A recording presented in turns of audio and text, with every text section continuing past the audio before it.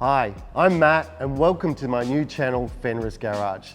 Today I'm going to tell you a little bit about myself and what I'm all about. Here I have one of my new builds, which is a Honda CRX in Tahitian Red. It was a full restoration from the ground up. Every part of this vehicle has been touched and replaced with new parts or OEM parts. Another future video which will be coming up, which I'll explain all about this vehicle and how it came to where it is. Out the front here, I've got the car I've been carting around with me since I've been 20. The plans for this car are to build a wide body show car. It's a 1997 Honda Del Sol, and I look forward to showing you the build of this car in the future. If you want to come with me on the inside, I've got another project on the go, which is an R34 Skyline that we're respraying for a customer. This car was brought to me as a vehicle that the customer had already started doing their prep and they're planning on doing their own respray. Plan was to have the vehicle done in a black with a blue pearl. Color didn't work out. So I went back to the customer, I said, look, what do you really want to do with this? Since we're going this far, don't you want to spend the money and actually get the color you actually want? His dream was to have Midnight Purple 3. I said, we can do it. So he pulled the trigger and we decided to paint it in Midnight Purple 3. It's not one of the easiest colors to paint. It's a base coat, a harlequin and a clear, and getting this to finish in an even coat so everything matches is an extremely hard process. Another project I've got on the go is my dream car, a unicorn that I've been hunting for a long time. It's a glass top SIR.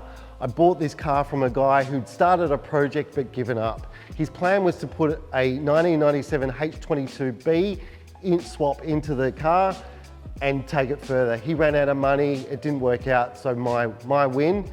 And I'm very happy to have this vehicle. Another project, and in this episode, I'm going to show you how I got this Honda CRX onto the Rotisserie, including the Rotisserie build. My plan for this vehicle is to build a time attack car. I've always wanted to race, not to an extreme level, but at least give it a go.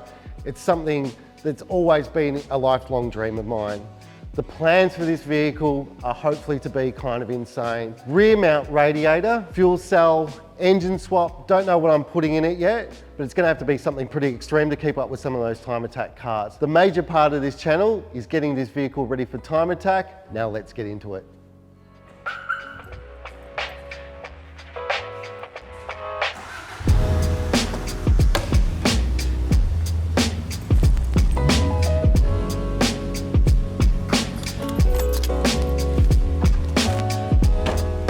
Today we've got a bit of a job on our hands. I need to get the CRX shell cleaned out, stripped out so that there's no loose parts. Get the rear axle off, get it down to bare bones so that we can get it onto our new rotisserie, which I've never done this before, but it needs to be done because we've got to get to the underside of the chassis to clear out all the rusting, get rid of all the problems that I believe are under there that we're pretty much, I'm sure we're going to find a lot. You can imagine a 30-something-year-old car that's got a lot of problems underneath. So we can start stripping this back to bare metal and getting it ready.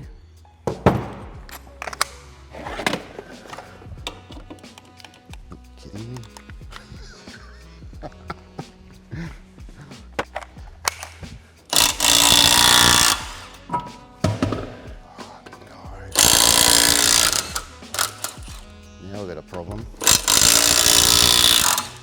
Been on there for a while, haven't they? Got a safety lock nut that I don't have the key for. 80s cars problems. So I've got a wheel keyed nut on there that I've got to get off, and obviously the car never came with the key, so we've got to get this thing off. Vice grips, can't go wrong.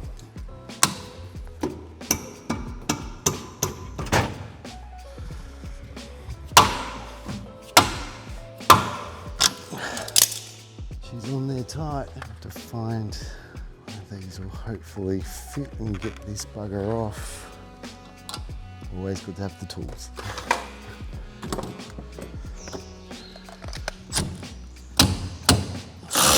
Yeah, boy.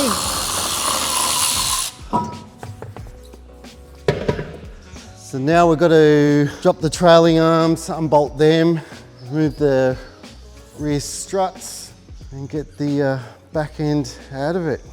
Just go. The first point, we'll obviously got to get out the sway bar. Oh, it's sizes. Old rusty butts. Everything's all rusted in. Next, we're gonna have to remove the brake line so it doesn't yank on it, and strip it when we pull it out.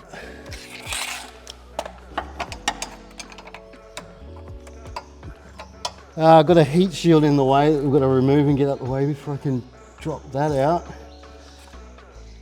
And hopefully we can get to the final bolt to remove, which is on the inside of the wheel arch.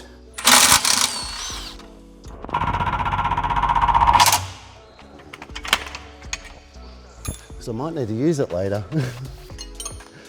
Don't want to split them, as we could always use them for parts on other cars, if not to be used on this one. Parts are getting very hard to find for these cars, and if you do, they're getting super expensive.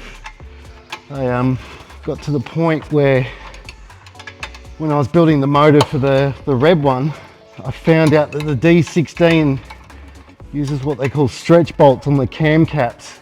And it's a very specific bolt, meaning that once you bolted it up, that's it, it's one-time use. So I needed a new set, because I'd torn that motor apart to rebuild it. I needed a new set for that car. So after a lot of research and finding out, found a company in Japan that still stocked a lot of the old Honda stuff, because I've got another 6 other cars that I'm probably going to need to do this for. So I ended up ordering what he had. He said he had 10 and a half sets left in stock, so I just ordered the lot. Same with the window sills, the rubbers and everything. There was a company over there that had some left, and ordered the last lot that they had of those. Just stocking on parts when I found them, because when you're rebuilding a car, and after you've painted it, when you put the old weather strips back on, they tend to look old, and even though you've resprayed the car still looks terribly old, because it's pretty impossible to restore them. So when you find these parts, you grab them as quickly as you can. One brake line free. CRX. That's what a lot of people say to me. What's wrong with you? Don't know, just love the shape. Always been a coupe guy, always. The other I love is the 240Z, but yeah, unobtainable I call them now. Yeah, absolutely unattainable, but yeah, anything two-door with a, I've forgotten the name of it, but they call it the flat black back something in Japan. It's well known for that. But yeah, it's that shape just, it gets me every time. And I think that from back in the 90s, in those days where they were doing these up as they call sex spec, yeah, loved them.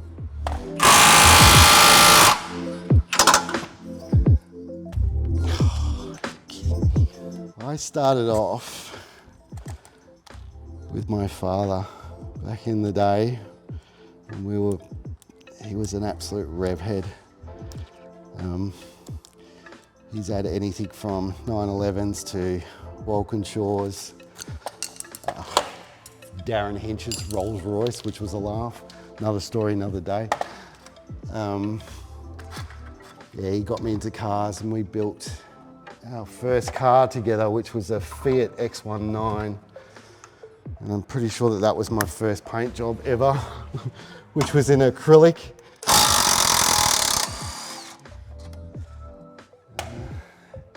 And then from there out, I had the absolute need to just constantly be working on cars. So even when I've had full-time jobs, I've always had something to play with on the weekend or to build. I went to university and studied automotive design. I majored in that, and that was a 4-year stint. Then after that, working in the aftermarket automotive industry, again, where I was selling at the peak, which was reversing sensors, front sensors, cameras, monitors, but it was all starting to come into trend. My day-to-day, I run a business doing automotive electronics, fitting out four-wheel drive camping, doing fleet cars, all the roadside vehicles, the safety vehicles and everything, heavy machinery, all those sort of things that give me the opportunity to do all this as well. A hobby that pays for a hobby. I'm gonna have to remove the handbrake. And typically it's on both sides, so I'm gonna have to get that out before I start pulling this down further, before I rip that apart.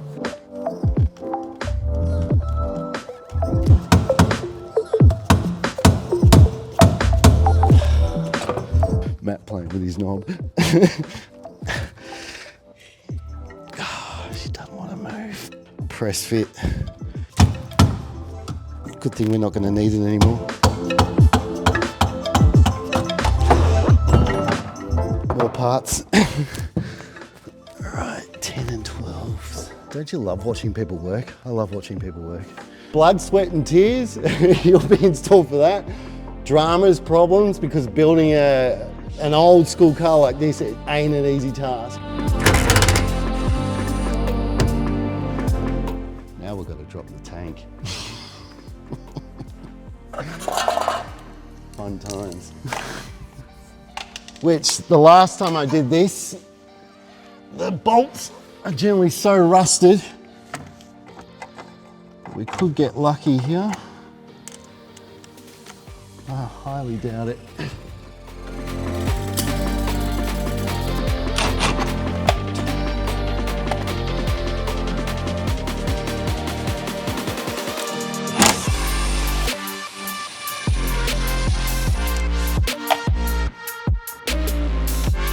So I'm just releasing the straps over that hold the fuel tank up, which are generally bent because these get hit a lot from underneath.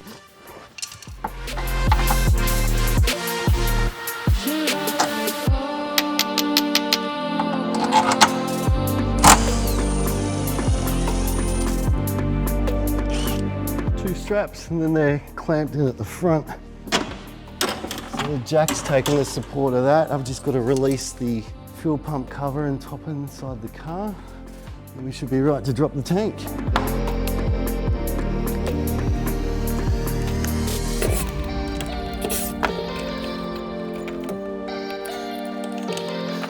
Now for the balancing act.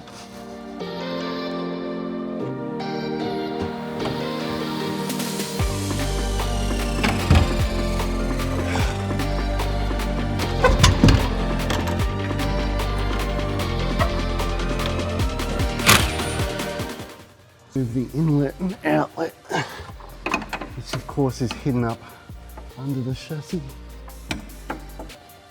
Oh, come on. Bring them all, they say.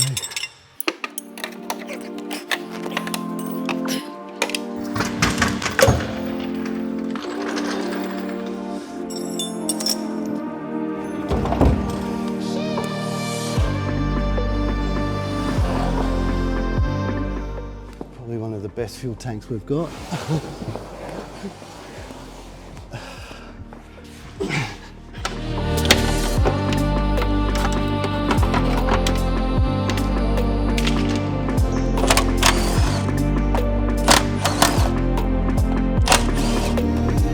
So I'm just releasing the handbrake support cable holders, and we should have one out.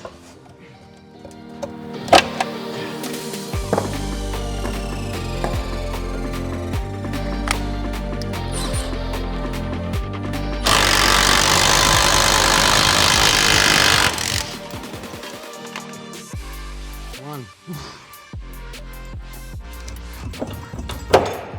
Get a massage.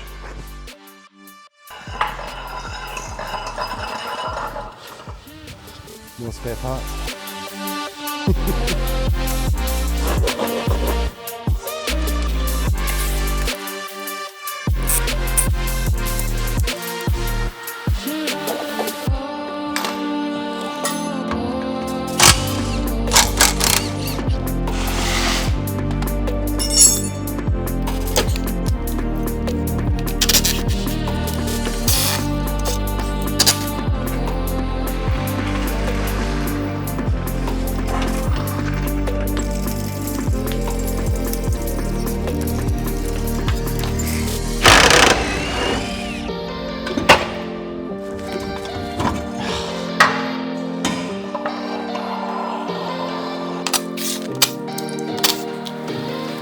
Now that we've removed the trailing arms, next step is to clear out all the interior so there's no loose parts for when we bring it up and mount it onto the rotisserie, which I've never built one before, but it doesn't look like fun.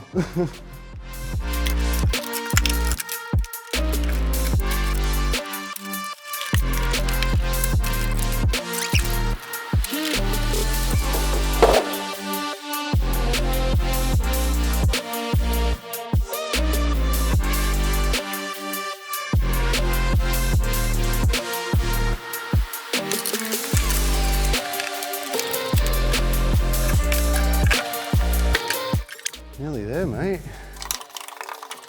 This floor, I'm scared.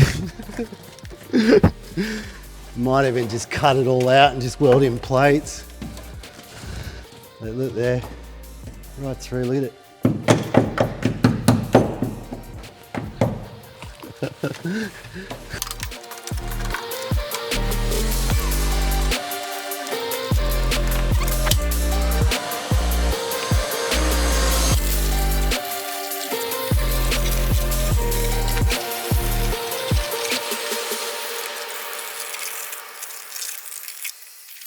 So we removed all the loose harnesses and parts and everything that we can without dismantling fuel lines.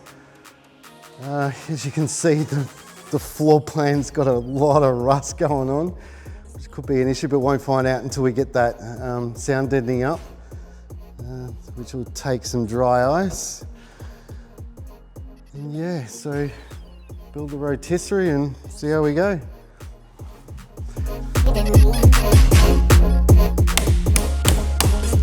The unboxing.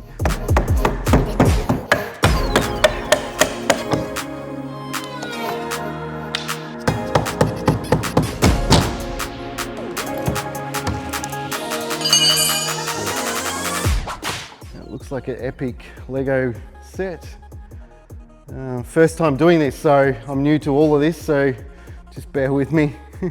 The issue that we might have is that these are normally built for cars that are off body off chassis rails, and CRXs don't have that. So I think we might have to jig something up to get it up onto the actual rotisserie to mount it, because you've got to find the centers of the car so when you go to turn it, it's going to turn properly, not off balance or tip the rotisserie over.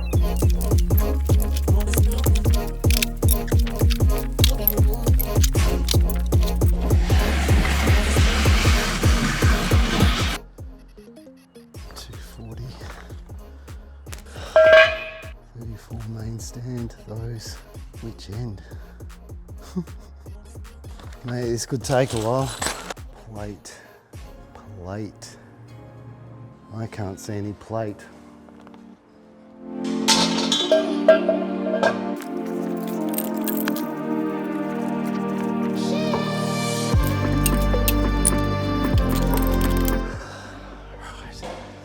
let me guess, you're gonna need wheels.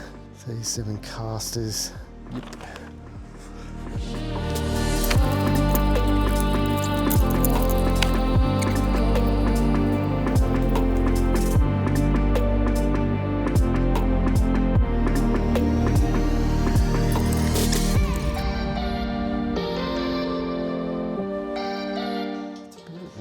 These wheels I'm kind of happy about.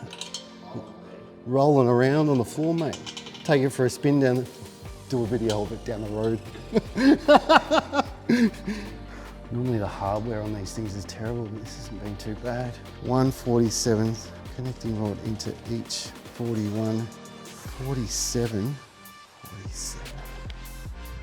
Where's 47? That's the main one in between, but why have I got 3 of those?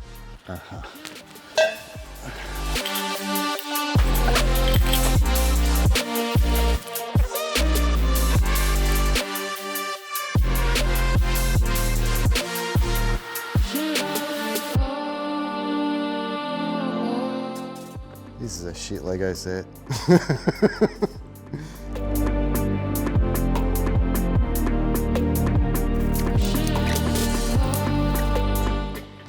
this one got more holes in it.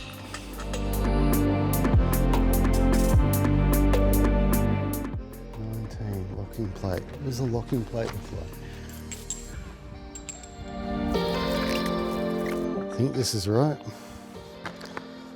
Not very good.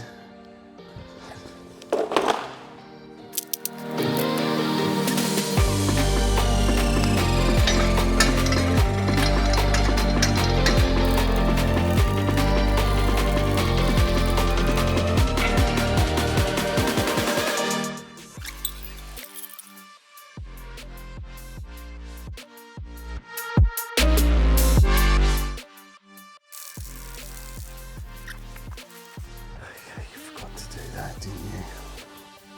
Bastards.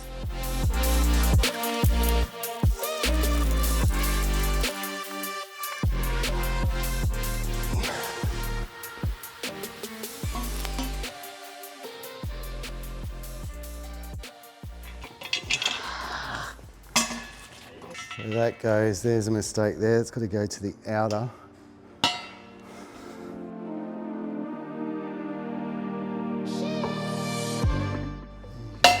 There with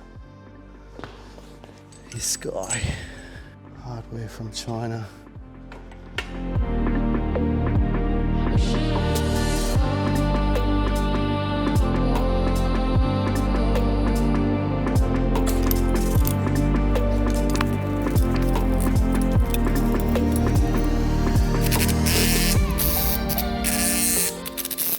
Right, now I've got to do the Allen key parts under there.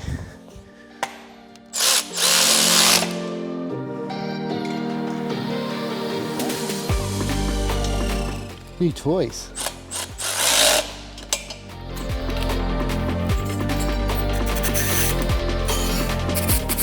Nearly finished putting the rotisserie together.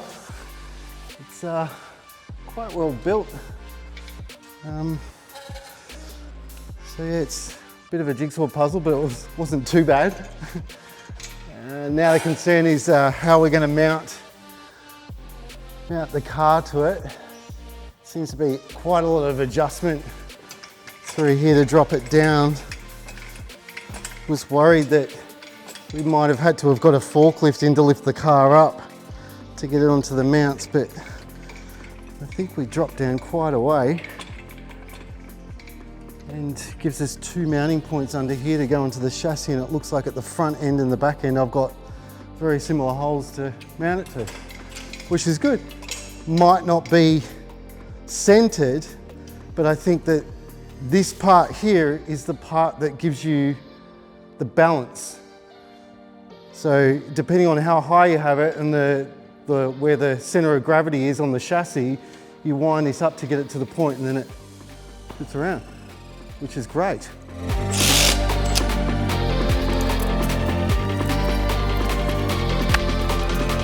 I think what we're going to have to do is drop it to its lowest point, then move the arms in either side to line up with the holes on the chassis, bolt through onto the holes there, front end to back end, then put in the holding braces in between, and we should be good to go.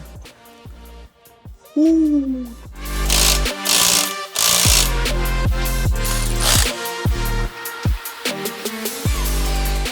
And then, depending on the length of the car, how many braces you get in between to pull the two ends to stop it from separating. It's a really good bit of kit. Lower the arms and we'll get onto the lowest point.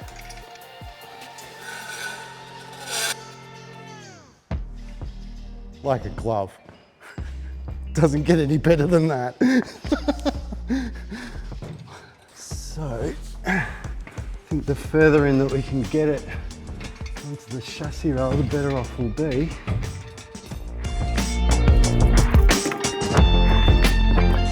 Is one bolt going to be enough to hold that kind of weight? Like, it's good that it's further in, but the concern is one bolt. So the concern is that with one bolt, yes, it's sitting on that rail, but if we do go to, I suppose you would never really turn the car upside down completely. It would either go to one side or the other, but one bolt.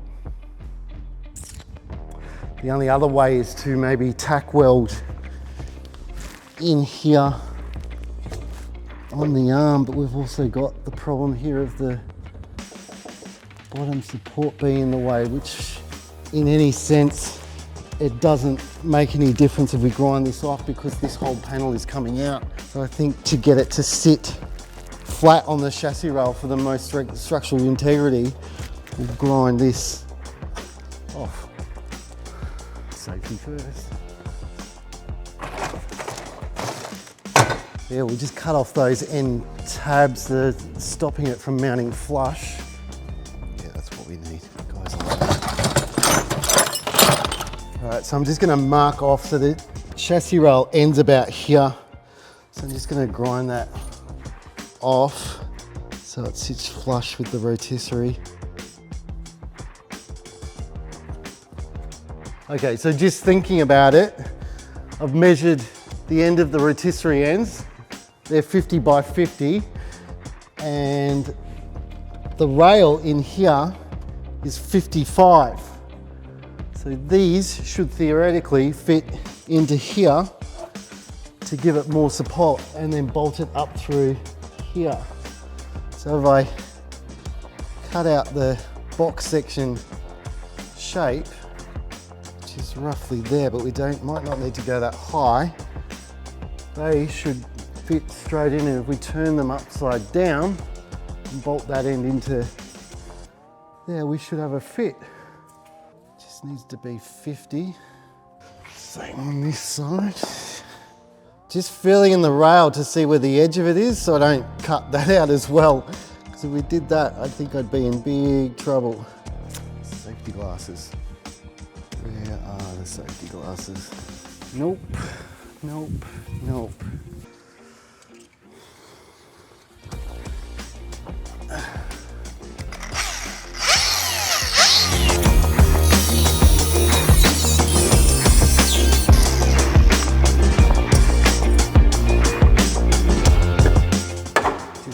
More at the top.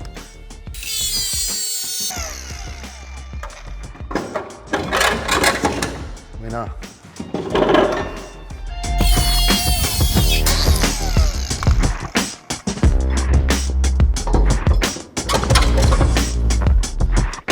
And it seems to line up with a hole that's already there. Just here. So maybe if I taped a bolt onto the outer of this and then did the nut on from here, should be all good. So I'm gonna have to go and get some hardware to go through that and then down, and then probably the same for the front. So the plan for the front is to mount it off this one here, and then come in across here on the chassis rail and just cut a little square out here to get the nut on to mount it. That way we've got a solid mount there on the chassis. It should be pretty much in line with the other back end chassis rail so that the car sits flat on the rotisserie.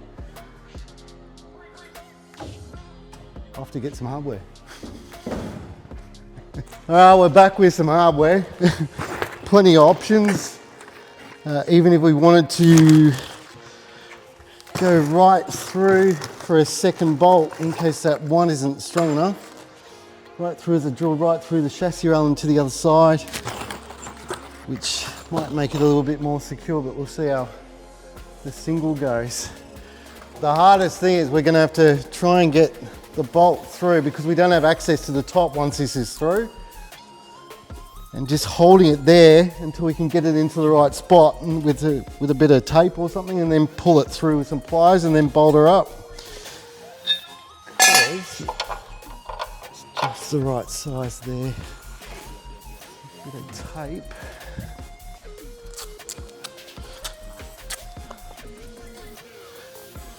Just to hold it up. And hopefully we can drop it into place.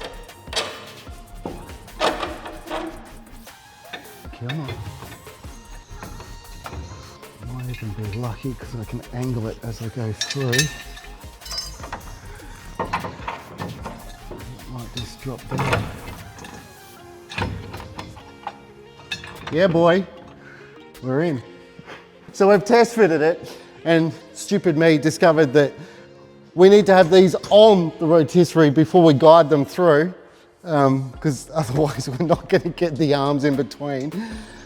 So the trick is going to be here is to get it at the right height, get both arms in, and then guide them in at the same time while dropping the bolts in. So trouble is we might get one and then the other might pop out, but we'll see how we go.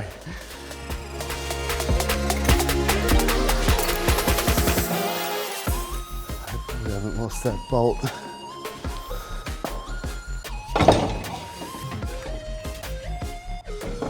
Lost the bolt. With the hole, it's kind of hard to get the bolt in and line up to drop it down. I could weld a nut onto here, but then if the weld's let loose, then I'm gonna have a loose nut anyway, which is not that good. So the idea now is to cut a hole in the chassis rail just enough to get a finger in just here, so I can put the nut in and push the bolt through and put the nut in on this side. So I think we'll just cut a little square out of here to get the bolt through.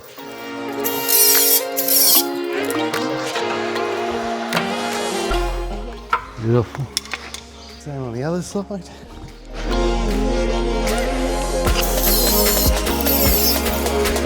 That'll do it. That way we can now get a finger in to get the bolt through. Should be able to just slide it.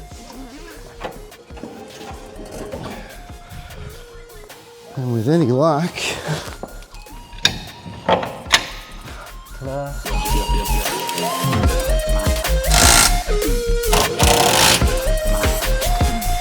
One end. Now I've got to move over to the front end and mount up. But before we do that, I've got to make an access hole like we did at the rear, so we can mount up the bolt as well. I thought we might need to put the bottom arm that ties it all together in first, just in case we get it all together and then we can't join the two halves together, which is going to be worse than the problem we had before. So I'll put in the support rods, which looks like it'll only be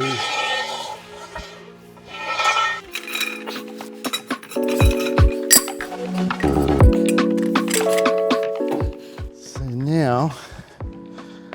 It looks like, so I'm going to have to jack the front up further and put it on to get another inch or two height because it's a bit low. To make it easier for when I go to put the car back together or weld the hole back together, it's easier to do it here, just sort of off center, so I don't have to shape the metal for when I put it back in.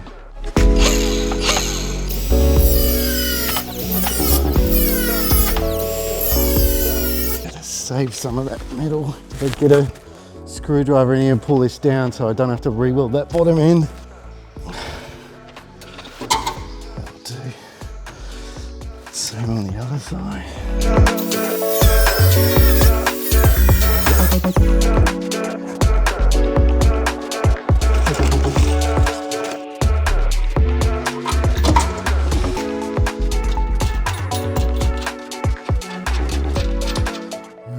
Before I tighten those up, I think I've got to find center with the rotisserie. So we should be able to tighten up these ones now to lock the mounts in and then see where the center line lines up to guide that to get it straightened out so it does rotate on its straight axis. We have the same overhang on both sides, we should be pretty square. So now I've got to lock in all the arms underneath and we should be right to lift. So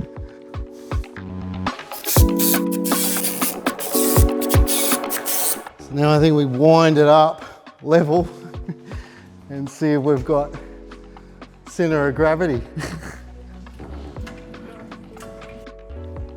Well, it's taking on its own weight now, and it seems quite sturdy, which is really surprising. It is solid. Now I've got to get it up, raise it up to a point level so that I can turn the whole body so this end doesn't hit that frame down there, so we can rotate it and have a look at the underside to see how much rust we're dealing with and how many problems.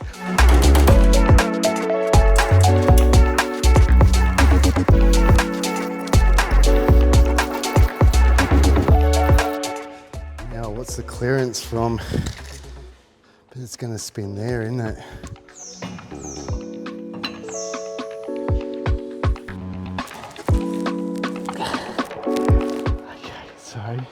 I think I leave this pin in so it's in line.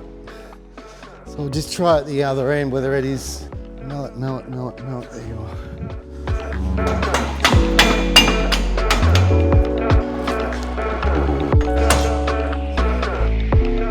Okay, so that means that that other end is locked in on itself. Yep. I think I'm finding the pin on that side.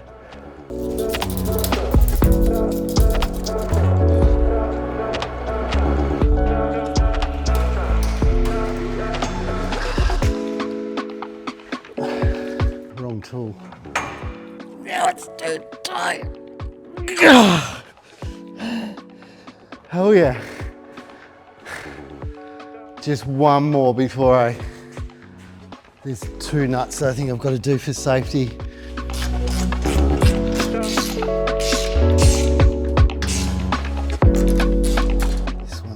Long enough and it's beyond the next hole. It's funny how the holes are different on that one compared to this one. So we've had great success. We're firmly mounted in on the chassis rail at the back. It seems a bit light on the front end, but it's more, weight's distributed more to the back, so it's more secure. This is just to lock it in place. And finding the center of gravity on the whole thing was quite simple, just with the wind-up mechanism here to get it leveled out, get it square, and then rotate it. Okay, so I've rotated. This is the first time I'm seeing the bottom of it, and I'm quite happy that the rust doesn't look as bad as what I thought it was going to be. So it's like knocks and scratches, and in here knocked in from obviously low speed bump or something, which is generally what happens to chassis like this. But the one thing that you'll notice is this here is where the fuel tank was, and that's still got its, when they dip the car, the electrostatic coating on it, which should be underneath all of this body deadener, which I now have to strip back and then fix all the dents in through here, clean up all the rust, and then epoxy prime it.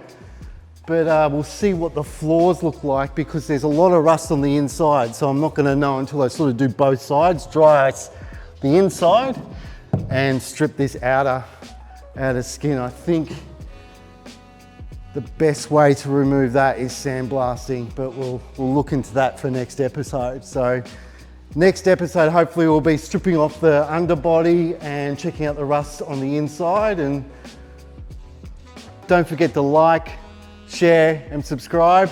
Till next week.